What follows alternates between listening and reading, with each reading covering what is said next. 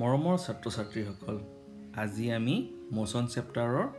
Second পাৰ্টটো আৰম্ভ কৰিছোঁ। আজি আমাৰ বিষয়টো হৈছে ভেল'চিটি। এতিয়া ভেল'চিটিৰ ডেফিনেশ্যনটো কি? ভেল'চিটিৰ ডেফিনেশ্যনটো হৈছে the velocity of a body is the displacement of the body per unit time. That means velocity is equal to displacement divided by time taken. Since velocity has both magnitude and direction, it is a vector quantity. অৰ্থাৎ ভেল'চিটিৰ যিহেতু এটা value থাকিব আৰু তাক specify কৰি দিয়াৰ কাৰণে আমি ডাইৰেকশ্যনটোও কৈ দিব লাগিব, সেইকাৰণে ই এটা ভেক্টৰ কোৱান্টিটি হয়।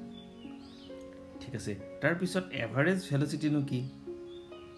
এতিয়া আমি ভেল'চিটি এখন গাড়ী ধৰা হ'ল এটা ষ্ট্ৰেট লাইনত মুভ কৰি আছে, বুজিছে, আৰু এনেকৈ গৈ আছে যাতে তাৰ ভেল'চিটিটো ইউনিফৰ্ম ৰেটত থাকে। যদি সেইকাৰণে এভাৰেজ ভেল'চিটিটোৰ যেতিয়া ডিফাইন কৰা হয় তেতিয়া আগতে তুমি কৈ দিব লাগিব যে ইউনিফৰ্ম ভেল'চিটিত গৈ থকা গাড়ীৰ ক্ষেত্ৰতহে এভাৰেজ ভেল'চিটি আমি উলিয়াব পাৰোঁ। গতিকে তুমি যেতিয়া মন কৰিবা এভাৰেজ ভেল'চিটি লিখোঁতে ইউনিফৰ্ম ভেল'চিটি এই ৱৰ্ডটো মনত ৰাখিবা, এই ৱৰ্ডটো ইউনিফৰ্ম ভেল'চিটিৰ এই ৱৰ্ডটো মনত ৰাখিবা, তেতিয়াহ'লে তোমাৰ এই ডেফিনেশ্যনটো লিখোঁতে ভুল নহ'ব। If a body moves in an uniform velocity then average velocity is the arithmetic mean of the initial and final velocity of the body. Therefore, average velocity equal to initial velocity plus final velocity divided by 2. That means comma eta diba v average, ta mane velocity av means average velocity, v average equal to yate amak initial velocity u re denote kora hoise aru final velocity v re denote kora hoise u plus v by 2. গতিকে এই ফৰ্মুলাটো তোমালোকে ভালকৈ মনত ৰাখিবা। গতিকে V average equal to U plus V by 2 আৰু velocity আৰু average velocity দুইটাৰে একে ইউনিট, দুইটাৰে কি ইউনিট কি metre per second or metre second to the power -1। ঠিক আছে, গতিকে আমি নেক্সট টপিকলৈ আহোঁ, rate of change of velocity. এতিয়া আমি যেতিয়া গাড়ী এখন এটা স্পীডত নাইবা এটা ভেল'চিটিত, আমি ভেল'চিটি বুলি ক'লে ভুল নুবুজিবা, এইটো এটা স্পীডেই হয়, খালি তাৰ ডাইৰেকশ্যন থাকে। গতিকে rate of change of velocity ৱৰ্ডটো শুনাৰ লগে লগে তুমি মনত ৰাখিবা যে আমি ভেল'চিটি কৈছোঁ মানে স্পীডৰ কথাই কৈছোঁ। During uniform motion of a body in a straight line the velocity remains constant with time. যেতিয়া ইউনিফৰ্ম স্পীডত গাড়ী এখন গৈ থাকে, অৰ্থাৎ তুমি যেতিয়া বাইকে চলোৱা নাইবা গাড়ীয়ে চলোৱা 40ত চলাইছা, চেঞ্জ কৰি নিদিবা, 40তে চলাই থাকিব লাগিব, তেতিয়া কি হ'ব? সেই ক্ষেত্ৰত চেঞ্জ ইন ভেল'চিটি যিটো তোমাৰ চেঞ্জ হ'ব, ধৰা হ'ল তুমি 40 স্পীডত ৰাখি থৈ দিছা, স্পীডোমিটাৰত তোমাক কি মাৰ্ক কৰিছে 40ৰ পৰা লাগি গৈছে, ইয়াৰ পৰা ক'ত কাছাৰী গৈ পাইছা, কাছাৰী গৈ পাওঁতে তাতে কি হ'ল, তাতেও 40ত লাগি আছে, কিন্তু ক'তো কমাও নাই, স্পীডোমিটাৰত কমো হোৱা নাই, বেছি হোৱা নাই। অৰ্থাৎ তেতিয়া তুমি ক'ব পাৰা যে মোৰ বাইকখন নাইবা গাড়ীখন কিহত গৈ আছে, ইউনিফৰ্ম ভেল'চিটিত গৈ আছে। তেতিয়া তুমি চেঞ্জ ইন ভেল'চিটি যদি কৰা, গণেশগুৰিত ভেলু কিমান আছিল 40, আৰু তোমাৰ কাছাৰী পাওঁতে তোমাৰ ভেল'চিটি কিমান হ'ল, তাতেও 40। গতিকে তুমি যেতিয়া মাইনাছ কৰিবা তেতিয়া কি হ'ব, তুমি যেতিয়া মাইনাছ কৰিবা ভেলুটো কি হ'ব, 0 হ'ব। তাৰপৰা চেঞ্জ ইন ভেল'চিটি কি হ'ব, 0 পাবা। আৰু যেতিয়া তুমি গাড়ীখন নন ইউনিফৰ্ম স্পীডত তুমি মুভ কৰিবা, ছাপ'জ ধৰো গণেশগুৰিত থাকোঁতে তোমাৰ গাড়ীৰ স্পীড আছিল 40 আৰু তোমাৰ কাছাৰী পাওঁতে গাড়ীৰ স্পীড হৈছিল 80, তাৰমানে তুমি এক্সিলাৰেটৰটো টিপি দিছা, কি টিপি দিছা, এক্সিলাৰেটৰটো পাক খুৱাই দিছা, নাইবা গাড়ীৰ হ'লে এক্সিলাৰেটৰটো হেঁচি দিছা, যাৰ ফলত গাড়ীখনৰ স্পীডটো বাঢ়ি গ'ল। ঠিক আছে, গতিকে ইয়াত কি হৈছে, ভেল'চিটি ইনক্ৰিজ হৈছে। কি হৈছে, ভেল'চিটি মানে স্পীড ভেলোচিটি চোৱা ইয়াত ভেলোচিটিটো ইনক্ৰিজ হৈছে আৰু ঠিক তেনেকৈ ভেলোচিটিটো 40ৰ পৰা কি হৈছে 40ৰ পৰা 80 হৈছে ভেলোচিটিটো ইয়াত বাঢ়ি গ'ল আৰু কেতিয়াবা তোমালোকে ভেলোচিটিটো কমাইও দিব পাৰা কমাই দিবৰ কাৰণে কি কৰিব লাগিব ব্ৰেক মাৰিব লাগিব যেতিয়া ভেলোচিটি ইনক্ৰিজ হয় তেতিয়া তাক পজিটিভ বুলি ধৰা হয় আৰু যেতিয়া ভেলোচিটিটো ডিক্ৰিজ হয় তেতিয়া তাক কি হ'ব নেগেটিভ বুলি ধৰা হ'ব এই যে কমাই দিয়াটো কোনে কৰিছে এক্সিলাৰেটৰে কৰিছে সেইকাৰণে আমি ভেলোচিটিটো ইনক্ৰিজ হোৱাটো এক্সিলাৰেশ্যন বুলি কওঁ আৰু ডিক্ৰিজ হোৱাটো ৰিটাৰ্ডেশ্যন বুলি কওঁ ঠিক আছে এতিয়া চোৱা during non-uniform motion the velocity changes with time in this case the change in velocity at any time interval is not zero it may be positive or negative the quantity which specify changes in velocity is acceleration hoise idia so acceleration ki acceleration definition to ki enike diba what is acceleration the rate of change of velocity is called acceleration এইটো হৈছে সবচেয়ে ভাল definition গতিকে what is acceleration বুলি ক'লে কি ক'বা what is acceleration the rate of change of velocity is called acceleration acceleration to কেনেকৈ আমি ডিফাইন কৰিম acceleration equal to change in velocity divided by time ঠিক আছে if the velocity of a body changes from initial value u to final value v in time t then acceleration a is a equal to v minus u by t এই ফর্মুলাটো মনত ৰাখিবা a equal to v minus u by t ঠিক আছে আৰু SI unit of acceleration is meter per second square নাইবা এনেকেও লিখে next uniform acceleration এতিয়া চোৱা uniform acceleration if the change in velocity is equal interval of time it is uniform acceleration বুজি পাইছানে যদি কোনো এটা moving বডিৰ change in velocity equal ইণ্টাৰভেলত যদি ইকুৱেল থাকে তেনেহ'লে এটা ইউনিফৰ্ম এক্সেলাৰেশ্যন বুলি ক'ব আৰু তাৰ অপজিটটোৱে হৈছে non uniform acceleration if change in velocity is unequal in equal interval of time then it is called non uniform acceleration বুজি পালা নহয় গতিকে এইখিনি চিম্পল এইখিনি ধুনীয়াকৈ তোমালোকে লিখি কপিত লিখি তোমালোকে লাৰ্ণ কৰিব পাৰিবা ঠিক আছে ইয়াৰ পিছত আমি নেক্সট টপিকলৈ আহোঁ গ্ৰাফিকেল ৰিপ্ৰেজেণ্টেশ্যন অফ মোশ্যন অৰ্থাৎ আমি মোশ্যন এটা গ্ৰাফত কেনেকৈ ৰিপ্ৰেজেণ্ট কৰিব পাৰোঁ ফাৰ্ষ্টতে আমি ড্ৰ কৰিম distance time graph The change in the position of a body with time can be represented on the distance time graph. In this graph, distance is taken on y-axis. Ifale ki distance ratio. You see? And time is taken is x-axis. Ifale. Ami to x-axis ratio time to. The distance time graph for uniform speed is a straight line. The distance time graph for uniform speed is a straight line.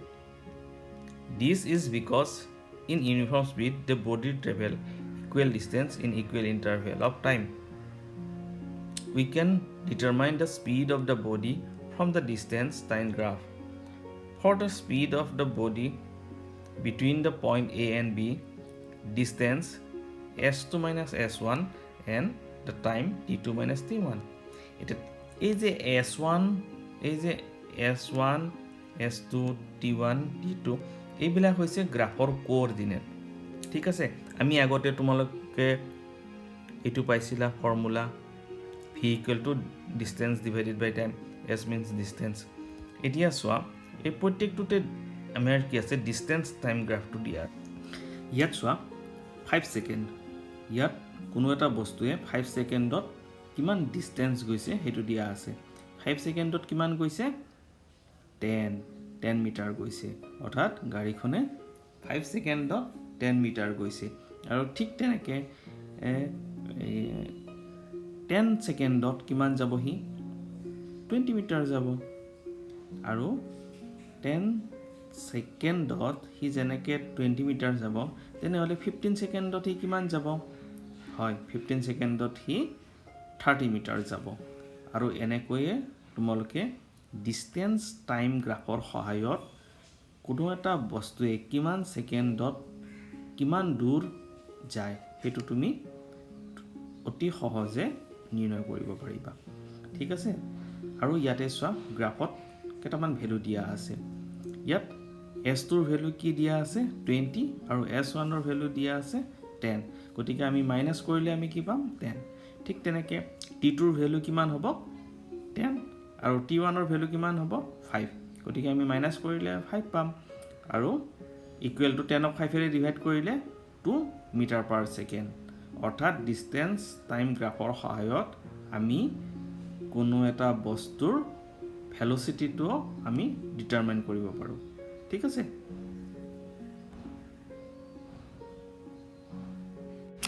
আশা কৰোঁ তোমালোকে মোৰ ভিডিঅ'ৰ পৰা উপকৃত হ'বা আৰু video' চাই তোমালোকে মোৰ চেনেলটো ছাবস্ক্ৰাইব কৰিবা আৰু কমেণ্ট কৰিবা ছাবস্ক্ৰাইব কৰিলেতো ভাল লাগে কিন্তু কমেণ্ট কৰিলে তাতকৈও বেছি ভাল লাগে কোনে কোনে ছাবস্ক্ৰাইব কৰিছে সেইটোও গম পায় আৰু তোমালোকে এনেকুৱা ভিডিঅ' যদি আৰু লাগে তেতিয়াহ'লে ক'বা কাৰণ এতিয়া মই যিমান পাৰোঁ ফ্ৰী আছোঁ গতিকে ফ্ৰী থকা সময়ত এই সময়খিনি যদি তোমালোকক কিবা সহায় কৰিব পাৰোঁ তেতিয়া মোৰ ভাল লাগিব যদি এনেকুৱা আৰু ভিডিঅ' লাগে তেনেহ'লে ক'বা তেনেহ'লে মই আৰু তোমালোকৰ কাৰণে এনেকুৱা ভিডিঅ' বনাম নেক্সট চোৱা এতিয়া কি হৈছে সেইখন গ্ৰাফ আছিল ইউনিফৰ্ম স্পীডত গৈ থকা গাড়ীৰ কাৰণে আৰু এইখন হৈছে নন ইউনিফৰ্ম স্পীডত গৈ থকা গাড়ী এখনৰ বাবে গাড়ী বুলি কৈছোঁ আৰু গাড়ী নহ'লেও কথা নাই যিকোনো এটা মুভিং বডি বুলি কয় ইয়াতে গাড়ী বুলি নকয় গাড়ী বুলি মই কৈছোঁ যাতে তোমালোকে বুজাত সুবিধা হয় distance time graph for a non uniform motion is non linear এখন এটা অবজেক্ট এটা বস্তু যিটোৱে নন ইউনিফৰ্ম মোশ্যনত গৈ থাকে তেতিয়াহ'লে তাৰ ডিষ্টেন্স গ্ৰাফডাল কি হ'ব বেকা হ'ব this is because in non uniform speed a body travels unequal distances in equal interval of time হৈছে আৰু সেইটো কিহৰ কাৰণে আমাৰ বেকা হয় কাৰণ সি আনইকুৱেল ডিষ্টেন্স ট্ৰেভেল কৰে চিম্পল সেইটোৰ অপজিট যে সেইকাৰণে এইটো বেছিকৈ কোৱা নাই ইয়াত যধে মধে গৈছে চোৱা ইয়াতে 5 ছেকেণ্ডত কিমান কম গৈছে হয়নে তাৰপিছত গাড়ীখন চোৱা 5 ছেকেণ্ডত কম গৈছে তাৰপিছত 10 ছেকেণ্ডত আৰু কম গৈছে চোৱা গাড়ীখন লাহে লাহে গৈছে তাৰপিছত 15 ছেকেণ্ডত আৰু কম গৈছে যি 15 ছেকেণ্ড পালে তাৰপিছত পুৰা চোৱা পিক আপ বঢ়াই দিলে গাড়ীখনে এইখন চাই ডিষ্টেন্স টাইম গ্ৰাফ চাই ক'ব পাৰি যেতিয়া 15 ছেকেণ্ডৰ পৰা এই 5 ছেকেণ্ডত কিমান বাঢ়ি গ'ল 30 হৈ গ'ল তাৰমানে ইয়াতে এক্সিলেটৰটো সি বেছি দবাইছে যাৰ কাৰণে স্পীডটো বাঢ়ি গৈছে এতিয়া বুজি পাইছা নহয় ডিষ্টেন্স টাইম গ্ৰাফৰ পৰা কি ধুনীয়াকৈ বুজিব পাৰি চোৱা প্ৰথমতে গাড়ীৰ স্পীডটো কম হৈ আছিল তাৰপিছত বেছিকৈ পিক আপ লৈছে হৈছে এতিয়া এইখিনি ইনফৰমেশ্যন তুমি ডিষ্টেন্স টাইম গ্ৰাফ চালে তুমি ভালকৈ ক'ব পাৰিবা হৈছে গতিকে গাড়ীখন কেনেকৈ মুভ কৰিছে প্ৰথমতে স্লো তাৰপিছত ফাষ্ট পিক আপ লৈছে এতিয়া যদি ডিষ্টেন্স টাইম গ্ৰাফটো প্ৰথমতে হেভি পিক আপ লৈছে আৰু লাহে লাহে এইটো কমি গ'লে হয় তেতিয়া এনেকুৱা হ'লে হয় এতিয়া বুজি পাইছা বাছ ইয়াৰ পিছত আমি চাওঁ নেক্সট টপিকলৈ সেইটো হৈছে ভেল'চিটি টাইম গ্ৰাফ আমি ভেল'চিটি টাইম গ্ৰাফটো আমি এতিয়া লাৰ্ণ কৰিম ঠিক আছে The change in the velocity of a body with time can be represented on the velocity time graph. In this graph, the velocity is taken on the y-axis. Velocity to ami kihot loisu y-axis ot loisu. And the time is taken on the x-axis. x axisত লৈছো ঠিক আছে if a body moves with uniform velocity the graph will be straight line কি কৈছে if a body moves with uniform velocity ভালকে চোৱা তেতিয়া হলে uniform ভেলোসিটিত যোৱা গাড়ী এখনৰ কাৰণে ভেলোসিটি টাইম গ্ৰাফটো কেনেকুৱা এইটো কোৱেশ্চন তোমালোকৰ আহে আৰু বহুত কেইটা অপচন দিয়া থাকিব তেতিয়া হলে তোমালোকে কোনটো অপচন চুজ কৰিব লাগিব স্ট্ৰেট লাইন এইটো স্ট্ৰেট লাইনটো ঠিক আছে straight line parallel to x axis this is because the velocity does not change with time to determine the distance traveled by a body between the point A and B with velocity 20 km per hour v equal to s by t আমি জানো এইটো formula আগতে আমি পাইছো গতিকে cross multiply কৰি আমি এই vt টো দেখিছানে vt টো মাল্টিপ্লাই কৰিছো আৰু s টো কৰিছো গতিকে ইয়াৰ পৰা আমি পাইছো vs equal to v into t আমি দিয়া আছে ইয়াতে চাইছো আমি কিমান v equal to কিমান 20 দিয়া আছে হৈছে ভেলোসিটি টো কিমান দিয়া আছে 20 হৈছে 20 to 20 দিয়া আছে আৰু t টো কিমান হ'ব t2 - t1 হয়নে আৰু t2 - t1 টো কোনখিনি হ'ব dc এইখিনি t2 - t1 বুজি পাইছা s equal to কিমান হ'ব ac into cd ac টো কোনটো হ'ব এইখিনি হ'ব ac আৰু এইখিনি হ'ব cd গতিকে আমি কিমান ডিসটেন্স গৈছো এৰিয়া অফ দা ৰেক্টেংগল গতিকে কিমান ডিসটেন্স টো ওলাইছো কেনেকৈ ওলাব ডিসটেন্স টো কেনেকৈ ওলাব এই আসা এৰিয়া অফ দা ৰেক্টেংগল এইটো এটা ৰেক্টেংগল হয়নে গতিকে ইয়াৰ ডিসটেন্স টো এই এৰিয়া অফ দা ৰেক্টেংগলৰ সমান হ'ব হেইটোৱে কৈছে এতিয়া আমাৰ কন্ডিশন হৈছে if the body whose velocity is increasing with time যেতিয়া velocity টো বাঢ়ি যাব তাত কি আছিল velocity টো ফিক্স আছিল আগৰ কিন্তু এবাৰ কি কৈছে যদি velocity টো বাঢ়ি যায় with time সময়ৰ লগে লগে the graph is a straight line having an increasing slope আৰু তাৰ গ্ৰাফটো কি হ'ব সব বাঢ়ি যাব এনেকে ঠিক আছে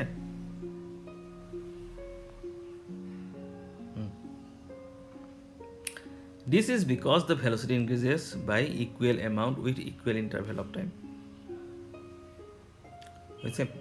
The area under the velocity time graph, the area is the distance. Distance means the magnitude of the displacement of the body. The area under the velocity time graph is the distance of the body. Magnitude of the distance of the body. The distance traveled by a body between the point A and E is the কি কৈছে area ABCDE under the velocity time graph কোনখিনি কৈছে A to A দিছ নহয় B A B তাৰ পিছত হ'ব C D E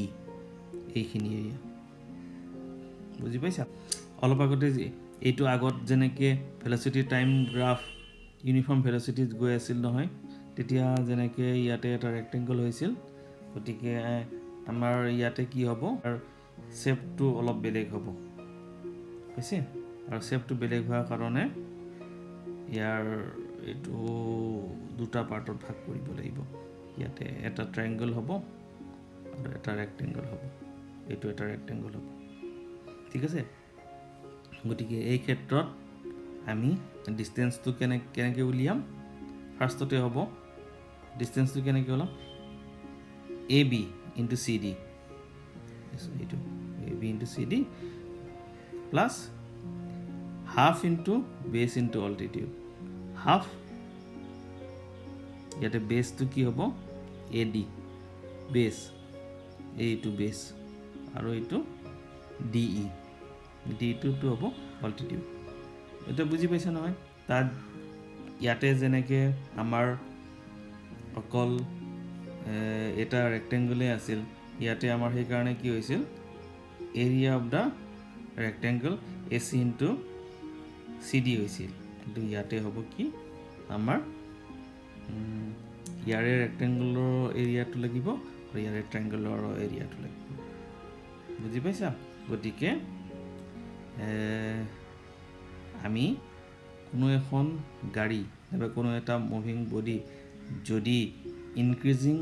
ভেলোচিটিত গৈ থাকে ভেলোচিটিটো যদি ইনক্ৰিজ হৈ থাকে তেনেহ'লে সি কিমান ডিষ্টেঞ্চ কভাৰ কৰে আমি ভেলোচিটি টাইম গ্ৰাফৰ সহায়ত আমি এইদৰে উলিয়াব পাৰিম ঠিক আছে আমি তাৰপিছত নেক্সট টপিকলৈ যাওঁ if A body whose velocity is decreasing with time